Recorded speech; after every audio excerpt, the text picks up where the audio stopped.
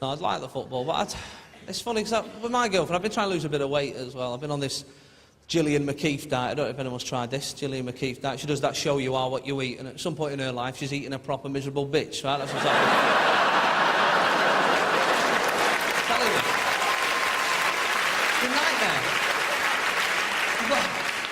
I've been doing it for a while, right, and I've lost a bit, like, but it's hard work. It's hard work because you've got to watch a programme and go through her books and stuff like that. And you know what she does in this show, right? She decides what you should be eating. Does anyone know what else she does? She looks at your poo, that's right, she looks at your poo, which is disgusting, right? And I've got one of them HD tellies as well, and that's not the show to watch it. I do not want that in surround sound, right? She said to this poor bloke, she went, "I'm afraid, John, I've been going through your poo." She said a Tupperware box, not just in her hand, right? She said... It's a different show. She says, "I've been going through your poo, and it absolutely stinks." And I sat back on my couch, I thought to myself, out of the two of them, who needs to reassess their lives?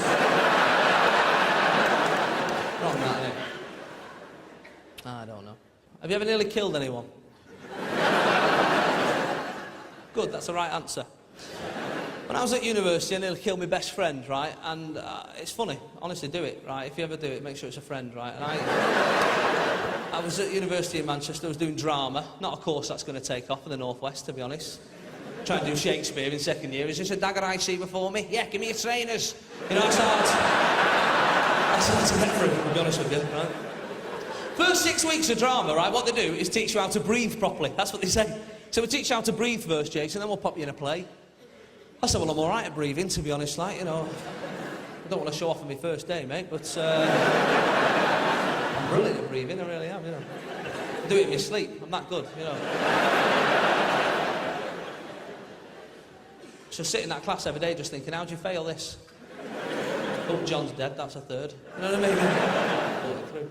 And I had this helium canister in my flat, right, because I was doing a project, blowing up balloons, obviously, and my mate come in, big Stu, and he's a big lad, he's sort of 6'5", stocky build, he plays rugby, so he's a bit thick, you know the type, he comes in.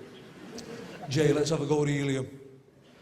I said, all right, you can have the one go, right. Now, I've been putting it in balloons and sucking out of balloons, but he went straight for the pressurised canister. And when you're mates and you're lads and you can see your friends in danger, you say nothing, right? Because you can see this story opening up in front of you and think, I'm going to say nothing, I'm going to dine out on this, right? And I said, ooh, we're just going, ooh, we got squeaky voices, let's ring for a pizza. Right, and they love it. Domino's at 2:30 in the morning when they're closing up. Like, "Hiya, can I have a 9.5-inch Mexican, please?" You shit yourself when he turns up, but it's funny for a bit, like, right? And taxis as well, great. There's a taxi company near me called Dolphin Taxis, right? Sometimes you ring up. That's how they answer the phone. That means he's 5 minutes away. You pick it up, but it's hard, it's hard. Once I rung up, right, you know when people do that thing where they're in the middle of a conversation but they pick the phone up anyway, right? This woman did. And usually it's just your mum going, yeah, get him a sandwich, all right, hello, right, and it's all right, right? Sometimes it's a little bit sinister, right, because you're at the end of something. And I heard at the end of this conversation, she went, yeah, stabbed him in his face. "Hello, taxi!" Did I do 141? Did I do 141? I did. Now, I had this canister in my flat, and it was brilliant, right? And my mate Stu come in, "Go on, I'm going to have a go," right? I said, "Go on, knock yourself out," right? He did. He put his mouth on the nozzle, pressed the button, and it blew up in his face, right? He flew right across the room, right? It was a student flat, he didn't fly far, right? He's on the floor. And I felt really bad, you know what I mean? Because I've got a Duke of Edinburgh award, you know, and I thought, I probably should use that bad boy at some point, you know. Only a bronze, I'm not a dickhead, I had friends, right? And he's on the floor, and I was going, "Stuart, you all right, mate?" And his face is like a Ribena berry, proper bright red. And I was going, "Stuart, mate, talk to me. He's clutching his chest. He's a massive lad. And I'm going, "Stuart, come on, mate." And eventually he sort of stumbles, he went, "I can't breathe, you bastard! I'm gonna die!" And he breathed like that for a week. It was brilliant.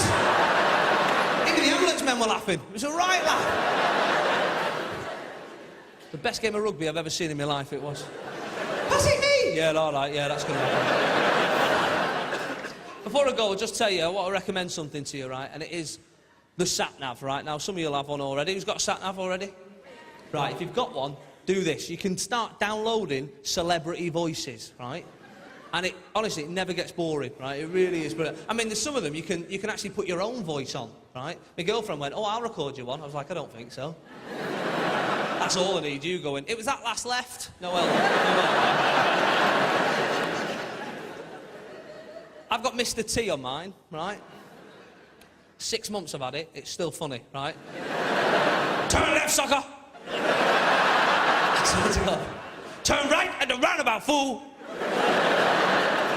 It won't go to the airport, but apart from that, it is brilliant. Folks, enjoy the rest of your night. I'll see you again from Jason Manford. Thank you.